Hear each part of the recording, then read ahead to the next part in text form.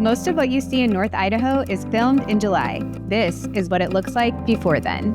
Welcome to Luxury Homes North Idaho. I'm Sarah Cline. On our channel, we show you the most beautiful homes in our area and explore the many different ways people live here to help you figure out where you might fit in. If you've been watching North Idaho, this episode is for you. The data just shifted. Cash buyers are back, a home at Blackrock went under contract before peak season even started, and there's a new development coming that not everyone knows about yet. In this episode, we're going to show you exactly what the high-end market is doing, not projections, actual numbers, and why the buyers who move ahead of summer may have leverage over those who wait. Plus, Greg Rowley, who's been selling Blackrock homes for over 15 years, is going to walk us through a home that's already spoken for and tell you exactly why it didn't last. Spring here isn't loud, it's preparation. The snowpack melts from the mountains down through the rivers, and shoreline slowly makes its way back, filling up our lakes. Right now, this doesn't look like much, but this is actually where summer starts. Everything that feels effortless in July was thought about in spring. Hey, good morning. Hey, Nat. Good morning. Hi. What's up? Oh, I am ready for spring. The snow didn't come until, I didn't get to the mountain until February, I think it was February 13th. So I'm ready for spring. Did you see in Wallace, they actually brought in truckloads of manufactured snow and No. recreated their winter fest and had people generating ski speed artificially, being towed by vehicles. And then they created a jump in downtown Wallace out of just trucked in snow so they could. Bad, because we didn't have enough snow. Typical here, you've got false winter number one. That's usually late November, and then it melts. And then we have false spring number 3 around the 1st of March. And those of us that have been here long enough know that, like Game of Thrones, winter is still coming. Yes, we never really know. I always tell anyone I'm welcoming into town, even if you don't ski, just try to find a way to get outside because it's a long winter. And even if that means, Jeremy and I hiked Tubbs Hill in January in tennis shoes this year. It was weird. What do you guys tell people when, they're not from here, they're coming in from other areas, and they may not be sure they even want the club lifestyle, and North Idaho has so much to offer? Where do people begin? I always tell people stay at the resort. Yeah. Number one, just stay at the resort. You're in the heart of downtown Coeur d'Alene, so you will be inundated by kind of what we have to offer. You may not necessarily jump on a bike and go ride a trail or take a hike around Tubbs Hill or get on the boat or anything, but it will be in your face. Yeah. And the opportunity to do all those things. And then of course, just to walk and talk and traipse and go to galleries and have restaurant options and things. It's a no-brainer, just stay at the resort. Yeah, that's good advice.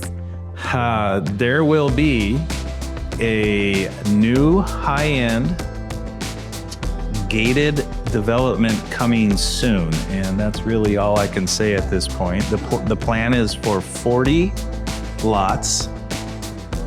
There's some inner workings that still need to be determined on the infrastructure, the water system. But what is really exciting about that when we are ready to release the information, that may be the last real close-in development opportunity in this town. And we haven't even determined pricing or any of that yet. Hopefully within the next month or so, we will have those answers. But I suppose that would be a reason somebody might want to check back in on what we're doing here, is to stay apprised of that. But all signs point to that being a very exciting project when we're ready to launch. Most definitely. Yeah, that's not the first development you told me about that is kind of under wraps, and I'm so curious. The progress reports, it kind of takes these long time, so. We've been working on that one for how long since that was? About 3 years now. 3 years? Yeah. I was gonna say 4 years, could be 3 years. And we're tiptoeing towards a preliminary plat approval, at which point we can then begin to release that information and start to sell those. But it ideally will happen second quarter this year. So Oh, that's sooner than you bought. Yeah. Okay. Coming down the pipeline. It's crazy the progress they're making over at the Sherman Tower, too. Our little skyline has sure changed from when I was a kid. There are 4 cranes in downtown Coeur d'Alene right now. It's like Panama. It's like Dubai. It's like Dubai around here these days. Yeah. Yeah, but I feel like at least, that tells you there's hospitality's growing, good infrastructure, development's happening.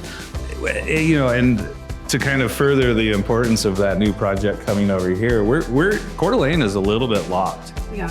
And almost like Manhattan, the only way that we can grow in the heart of the city anyway is up, not out, right? And you get pretty remote as you go south of town, north, through Hayden. It's, Coeur d'Alene's blocked by Hayden Lake, and they can only grow so far out that way, although it is. You go west, you're into Post Falls, and there's really no development opportunities. You go east of town, you get into the mountain pass real quick. So Coeur d'Alene is starting to go up, not out. Well, this is the time of year where the phone starts to ring again. It gets kind of sleepy. Thanksgiving through the Super Bowl is kind of the high-end market downtime. A lot of times we take those properties off the market to give them a rest and not accumulate some days on market, so the inventory dips. People that are buying second, third homes, they're not thinking about North Idaho yet. When you see cranes downtown, 2 major projects going up at the same time, that's not an accident.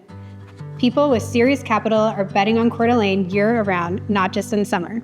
Hey, just a quick market update for you. It is March Madness time, daylight savings. So we're mid-March.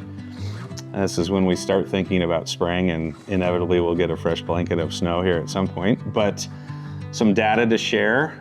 Good news, right now cash transactions are up 22%. That's something we track, give us an indication of how the market is performing. That's a good sign. Inventory is holding at about 3.5 months inventory. Technically that means we're still in a seller's market environment. And of note, the luxury threshold here has gone all the way up to $1.62 million. I think when I started 15 years ago, that number was like 700 grand or something. So luxury is defined by the top 5% of homes in any given market. So our luxury threshold at 1.6 million is pretty remarkable the way this town has grown. And if you want any of that information, we've got a handout for you. Click the link below. We're here at Black Rock today. We woke up to a fresh coat of snow. Yes, it is springtime by the time you're seeing this, but even then, it doesn't mean there's no snow. So it's North Idaho. I get asked a lot, like, what's winter like? We average 44 inches of snow, but it's never snow on top of snow. It's like freeze thaw, snow thaw. I usually tell people we average, and I don't know if this is necessarily true, maybe as many days below 10 degrees cold in the winter as we'll see above 95 degrees hot in the summer. Sounds right, yeah. So it stays pretty moderate.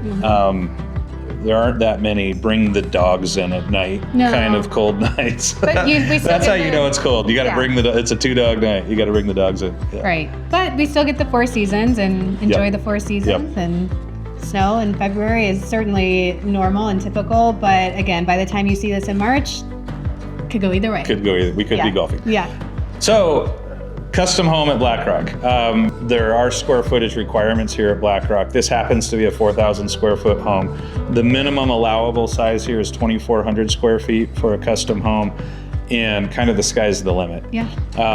This home, kind of cool. We put it on the market on Wednesday. It's now Wednesday. Today's Wednesday. So we put it on the market a week ago, and we sold it over the weekend. So we got an accepted offer on Sunday. So we were on the market 4 days before we got this one sold here in the dead of winter. Yeah. Which isn't all that uncommon. The inventory tends to dip this time of year, but when we do see buyers this time of year, they tend to be more serious. Right. Yeah. So luxury homes have higher days on market on average for sure, but you never really know when they might sell. Yeah, I've graphed luxury home sales by month for several years. and we sell more high-end homes, more luxury homes in Coeur d'Alene in August and September, which I think is a little counterintuitive. I know sellers don't like that because the thinking is, well, let's get it on the market in the spring. Someone will want to buy it to use it all summer. And usually that's not the case. Now, there are sales all year, but it definitely peaks after summer has come and gone. And that's a lot of the reason is because people come to visit, decide they're going to make a decision, Right. do their home shopping while they're here during the pretty months of the summer, and then make a decision to purchase at the tail end of the year. It really peaks after the spring, and then you've got graduation season, and then you've got wedding season, always. It's a real thing. It's a real thing. And then you've got 4th of July and vacationing. And then that's when the luxury home sales season really peaks, is after 4th of July. Yeah. But here we are. in February. Yeah, and getting a home sold in a week. So. Yep. Greg, remind me, when I was looking at this listing, the lot size was just under an acre from memory. What is typical for BlackRock? Is there a typical lot size? Most of the custom home lots here are about 2/3 to 3/4 of an acre. Smallest acreage available for a custom home is 0.2. There are some that are small, kind of tucked in a couple of cul-de-sacs, and the largest is almost 3 acres. Oh, wow. So the range is 1/4 acre to 2 3/4, but I would say the lion's share are right at that 0.65 to 0.7 acres. Are those larger parcels over in the estates? Those that are all over an acre Yep. are in the estates portion. There's 24 lots in the estates portion, and all of those are 1 acre or larger, and the largest of the lots available at BlackRock are in the estates. Got it. Okay. Yep. Here at BlackRock, there is full-time property management available through the club, which is wonderful for seasonal residents. Lock in the fall, know your house is cared for all winter, come back in the spring. And then during the summer, if there's any of the things you need while you're here, it's taken care of. So nice. Yeah, but it is a benefit to being in a community here in this community here at BlackRock. Do you have to be a member to take advantage of that? No, you have to be a member to take advantage of the club's property management, but there are a couple of independent contractors as well who do a really nice job. Speaking of the club, I mean, how many percentage-wise, or like how many people aren't members who live here? There's 400 home sites in the BlackRock community. We're about 50% built out.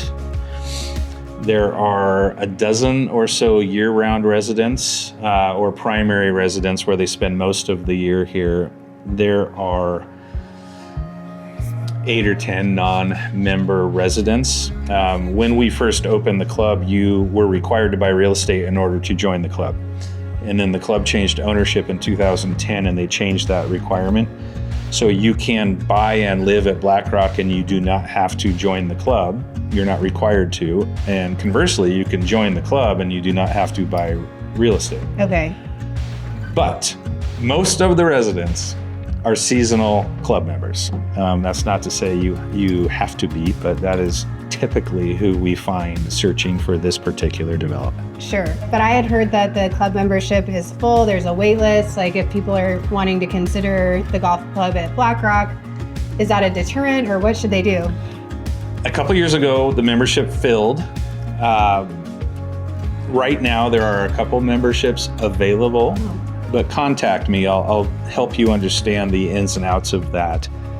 It's normal in the club world for a club to lose 5 to 8 members every year. Okay. That's normal. It's normal in Idaho. It's normal in Tennessee. It's just that's the arc of a club. Right now, there are a couple memberships available. We fully anticipate filling them before the golf season starts. So if you are interested in BlackRock, I need to know about it right away. Yeah. There's information in the link below, but definitely give me a call. I can help you walk through that process. Is it true this is the only house in BlackRock with a pool? Currently. Okay. Yeah, this As of right now, this is the only house with a functioning swimming pool. There are 2 others. One is a reflection pool with fire pits and the lake, like an infinity pool with the lake. Wow. It's pretty special. Yeah. And I know there's a home under construction on a cliff line that they're building a cliff's edge swimming pool with a glass wall, I'm told. So I can't wait to see it. But as we sit here today, spectacle, yeah. This is the only home with a swimming pool. All right. Well, I can see why it went so fast. And is that right? It came fully furnished? I've only sold 1 home at BlackRock in 15 years that was a resale that sold unfurnished. Oh, okay. So it is far more likely that you will find homes being sold furnished here, unless it's new construction. Yeah, right. That's kind of the thrill of new construction in some ways, is you get to outfit your home. But we're talking, it's not just furniture. We're talking linens, towels, bedding, rugs, down to down to the knives and forks. Yeah. Because most of these homes were, the furniture and furnishings were bought specifically for the home. Okay. And they kind of fit and belong. Mm-hmm. And imagine the person you're buying the home from was here seasonally, most likely, and so they don't have use of those things. They kind of stay with the houses. Yeah, that's so nice. Yeah. Save a lot of time and headache, and Yep. that might be the real luxury. So Yes. very cool. Indeed. So when couples leave and tell you they're going to think about it, what do you think is really going on? What are they talking about? It's rare where somebody comes to town and writes a contract and leaves with their name on the dotted line to purchase a home. And I understand that. It's a big decision. I always tell people, I want to earn the right for you to book a second trip where you're going to be serious. I know that it's no different than buying a golf club or a car. You want to give it a test drive, or at least see if you like it. And a lot of times when people find us here, they're on vacation. Mm-hmm. And they're gauging how far the amount of money that they're comfortable spending will go in our town. And sometimes it's compared to other towns. Sometimes it's a move, this would be their only home. But when we get somebody and the first time, I just try to sell them on the notion of coming back. And then when you come back the second time, we're going to get serious. And hopefully I've done enough when you were here the first time to give you a broad enough perspective of living options that you will have seen something that you can envision yourself purchasing, whether that be a club environment or a ranch outside of town or a waterfront estate. We have so much on the menu. Sometimes that second trip is where you really start getting down to what's going to fit your family. This is where the glass swimming pool is going. This guy bought the vacant lot next door to his house and built a mega addition. He jokes that it's his snore room, but there's going to be a glass-walled swimming pool. You can see it kind of going in the deck there. Mm-hmm. Yeah, this is the Findley's house. They own the club. And I don't know it personally, but I've heard stories that they've had people actually show up at their front door who thought this was the clubhouse. Oh, wow. Yeah. I could see that. Took a wrong turn and ended up in their front yard. Yeah, this is Platinum. These are all minimum 1 acre lots on Platinum Drive. It's the nearest street for custom homes to the clubhouse. And not very densely populated just yet. How many lots are left on Platinum, would you say? 24 lots on Platinum. None are available right now. There are some that are not built on. And in a few cases, those folks own that lot and also have a house elsewhere within the community, and they bought that lot early on to land bank it, for lack of a better word. We're about to list this one. It's right around 9,000 square feet, 6 bedrooms. We're gonna list that. That's my car telling me to pay attention. We're gonna list that for about 8.5, somewhere in there. And we will be listing this one again in the spring. We put that on the market right at the end of the golf season last year, and the timing wasn't ideal for when we chose to put that on the market. So that'll be coming on again here soon. I actually got a call about that house today. Somebody who had been tracking it last fall was hopeful that they would see it come back on the market this spring, and they're looking at dates to schedule their visit. When was that one built? They finished in spring of 25 or fall of 24. It's very new and almost completely unused. We've got a lot of people out here that own multiple parcels. Those folks own this lot on this side of the street. The house at the end that I was just talking about, the original owner built that house across the lot line. So we bought 2 lots and built the house to straddle a lot line. So while we have 400 home sites out here, I doubt there'll ever be 300 houses. At least not in my lifetime. If you're trying to figure out North Idaho, not just what's available, but where you actually fit in, we've linked a few resources below. There's a full relocation guide that walks through all the lifestyle details, a market report that I referenced with specific numbers that actually move the needle. For example, price per foot on waterfront, how that differs from Hayden Lake to Coeur d'Alene or the Spokane River, all of it. And if Black Rock is specifically on your radar, there's a separate guide for that community as well. Until next time, I'm Sarah Cline with Luxury Homes North Idaho. Thank you for watching.